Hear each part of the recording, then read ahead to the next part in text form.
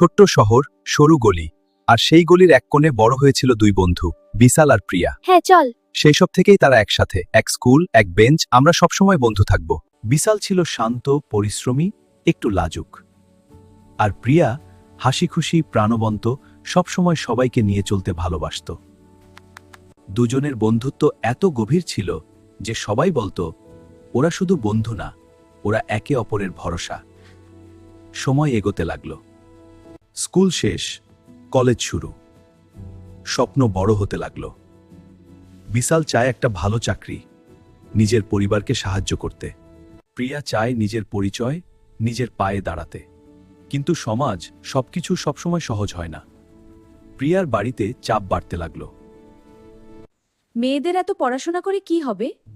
বিয়ে করো, সংসার সামলাও। হ্যাঁ, এখনই সময় বিয়ের, কিন্তু আমি পড়াশোনা চালিয়ে যেতে চাই। আমরা যা বলছি তাই করো।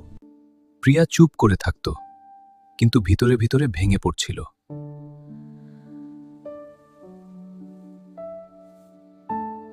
সেই সময় প্রিয়ার মন খারাপ। পাশে এসে বিশাল বসলো এবং প্রিয়াকে জিজ্ঞেস করলো কি হয়েছে।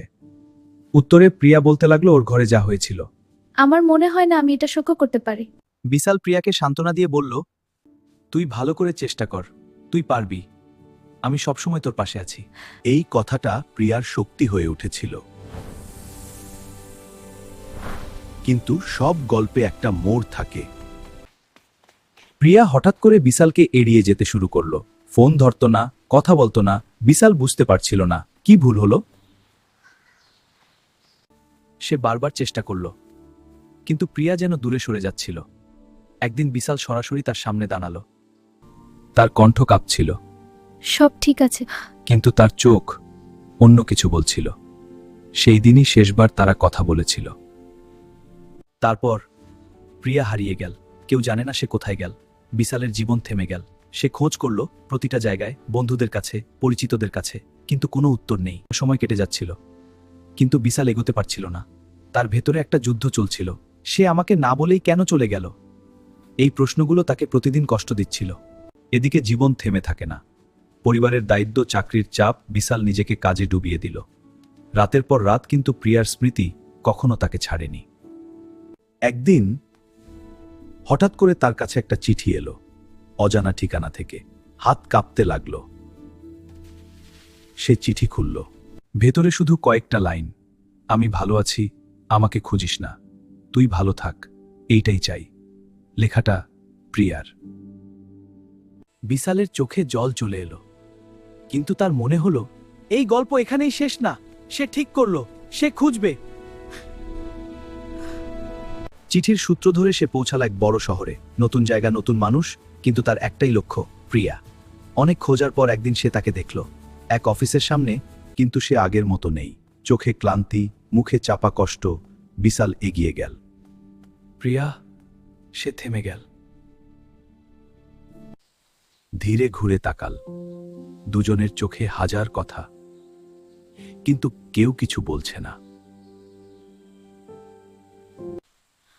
তুই এখানে কেন? তোর জন্য। এই এক কথায় সব ভেঙে জলের মতো হয়ে গেল। প্রিয়ার চোখে জল চলে এলো। সে বলল, আমার জন্য কিছু করতে হতো না, আমি ভালো আছি। বিশাল চুপ করে রইল। তারপর বলল, তুই মিথ্যে বলছিস। এই কথাটা শুনে প্রিয়া ভেঙে পড়ল। সব সত্যি বেরিয়ে এলো। তার পরিবার তাকে জোর করে বিয়ে দিতে চেয়েছিল। সে পালিয়ে এসেছে নিজের স্বপ্ন বাঁচাতে, কিন্তু এই লড়াই সহজ ছিল না। একলা শহর, অপরিচিত মানুষ, প্রতিদিন টিকে থাকার যুদ্ধ। সে বিশালকে দূরে সরিয়ে দিয়েছিল, কারণ সে চায়নি বিশালও এই কষ্টে জড়িয়ে পড়ুক। সব শুনে বিশাল শুধু একটা কথা বলল, বন্ধু মানে শুধু ভালো সময়ে পাশে থাকা না, খারাপ সময়েও হাত না ছাড়া। প্রিয়া চুপ করে তাকিয়ে রইল। সেই দিন দুজন আবার একসাথে দাঁড়ালো, কিন্তু এবার তাদের সামনে নতুন লড়াই। সমাজ, পরিবার, অর্থনৈতিক চাপ, সবকিছু। কিন্তু এবার তারা একা না, তারা একে অপরের সাথে। ধীরে ধীরে তারা নিজেদের জীবন গড়তে লাগলো। ছোট চাকরি, ছোট ঘর, কিন্তু বড় সাহস। সময় লাগলো, অনেক কষ্ট হলো, কিন্তু তারা হার মানেনি। একদিন তারা ফিরে তাকালো। পেছনের সেই দিনগুলো কষ্ট, চোখের জল, সবকিছু। আর বুঝল, সত্যিকারের সম্পর্ক কখনো সহজ হয় না।